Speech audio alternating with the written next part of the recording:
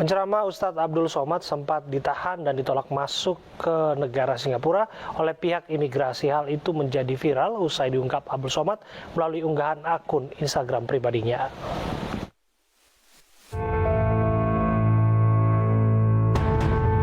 Rencana Ustadz Abdul Somad atau UAS berlibur bersama keluarga ke Singapura kandas setelah ditolak masuk ke negeri Singa itu oleh pihak imigrasi. UAS ditolak masuk Singapura saat tiba di pelabuhan Tanah Merah. Kejadian tersebut diunggah UAS di akun Instagramnya. Menurut UAS, pihaknya telah bertanya kepada otoritas Singapura mengapa dirinya ditolak masuk ke negara tersebut. Namun pihak imigrasi Singapura tidak memberikan alasan apapun. Situ kemudian cap jempol. Habis itu pas mau keluar, saya terakhir. Sahabat saya keluar, istrinya sudah, anaknya sudah, ustazah pun sudah, anak saya sudah. Saya yang terakhir. Begitu saya mau keluar, baru tas itu ditarik masuk. Pihak kantor imigrasi kelas 1 khusus TPI Batam menyatakan keberangkatan UAS dan keluarga ke Singapura sudah sesuai aturan. Penolakan tersebut merupakan wewenang dari pihak imigrasi Singapura. Iya, sementara untuk Pak Ustadz Abdul Somad dan keluarga tidak ada koordinasi seperti hal penumpang biasa saja untuk menyeberang ke Singapura. Tidak ada komunikasi, tidak ada koordinasi, tidak seperti layaknya penumpang untuk masuk ke wilayah Singapura. Begitu. Hanya kita lihat di situ kan memang tidak diizinkan masuk, artinya belum ada approval atau persetujuan dari pemerintah Singapura sehingga harus kembali ke wilayah Indonesia. Usai ditolak masuk Singapura, Abdul Somad yang sebelumnya sempat ditahan selama 4 jam akhirnya dipulangkan. Sementara istri dan anaknya yang sudah lolos proses imigrasi juga ikut pulang. Lalu apa sebenarnya alasan Ustadz Abdul Somad ditolak masuk ke Singapura? Telah bergabung bersama kami Duta Besar Republik Indonesia untuk Singapura, Suryo Pratomo. Assalamualaikum, selamat malam Mas Tommy, Pak Dubes, apa kabar? Salam Abraham, apa kabar? Ya, baik-baik.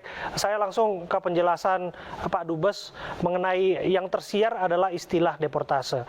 Pada kenyataannya adalah not to land ataupun ditolak masuk. Nampaknya ada perlu pencerahan di bagian ini. Bagaimana Pak Dubes? Jadi memang Ustadz Abdul Somad merasa dideportasi, karena itu ketika kami mendengar informasi ini, kami langsung menghubungi pihak ICA, Immigration and Checkpoint Authority Singapura, untuk menanyakan apa betul Ustadz Abdul Somad itu dideportasi. Nah, menurut penjelasan mereka yang ada itu not to land atau refusal of entry to Singapore. Dan memang ada formnya yang dikirimkan oleh pihak ICA bahwa memang ditolak masuk karena tidak eligible berdasarkan aturan baru yang berlaku di Singapura. Nah, ini yang kemudian Presiden tadi sore meminta kami untuk menyampaikan nota diplomatik, menanyakan kepada pihak Kementerian Luar Negeri Singapura mengenai apa sebetulnya yang disebut tidak eligible untuk masuk Singapura itu. Sebentar, Pak Dubes, Anda sebutkan pengiriman nota diplomatik kepada Kementerian Luar Negeri Singapura itu adalah permintaan langsung dari Pak Jokowi selaku Presiden, kepala negara, kepala pemerintahan kita, untuk mengetahui apa alasan ditolak masuknya Ustadz Abdul Somad. Betul demikian? Ya, betul. Jadi Presiden memantau apa yang terjadi di media sosial dan kemudian perdebatan yang ada di masyarakat sepanjang hari ini. Karena itu sore hari beliau mencoba meminta penjelasan apa yang sebetulnya terjadi, dan ketika kami jelaskan bahwa kami sudah berkomunikasi dengan ACA dan kemudian akan mengirim surat, beliau mendukung dan bahkan perlu disampaikan untuk diketahui duduk perkara dari persoalan ini. Untuk kasus not to land ataupun ditolak masuk ini, seberapa sering terdokumentasi oleh KBRI Singapura, atau ini bagian otoritas lain dari instansi kita? Not to land sebetulnya banyak terjadi di Indonesia. Misalnya orang-orang dari Afrika sering ditolak untuk masuk. Di Singapura juga banyak dialami oleh orang-orang dari Asia Selatan. Di Malaysia bahkan warga negara kita banyak sekali yang dicurigai sebagai pendatang kemudian ditolak untuk masuk. Jadi not to land itu sesuatu yang umum dan biasa terjadi di pihak imigrasi dimanapun berada. Bahkan di negara maju yang menerapkan sistem visa, orang sudah mendapatkan mendapatkan visa pun bisa ditolak untuk masuk. Oke, sejauh yang kita ketahui berdasarkan undang-undangnya, dan itu sudah jadi prinsip bahwa itu kan kedaulatan dari negara yang bersangkutan, dan kemudian itu adalah diskresi imigrasi. Tapi apa yang Anda sampaikan, dalam berbagai banyak kasus, ada kesan keistimewaan yang didapatkan oleh Ustadz Abdul Somad, sehingga pada akhirnya ada nota diplomatik yang dimintakan, diteruskan kepada Kementerian Luar Negeri. Bagaimana Anda menjelaskannya?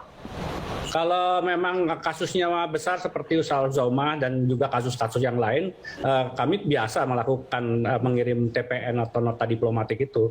Itu pun sering dilakukan oleh pihak kedutaan Singapura di Jakarta berkaitan kalau ada orang Singapura yang tidak diizinkan masuk. Jadi sesuatu yang biasa dalam tata krama diplomatik, sesuatu yang ingin diketahui lebih jelas supaya kemudian ketika kita menyampaikan kepada publik, dasar pertimbangannya itu jelas, bukan sebuah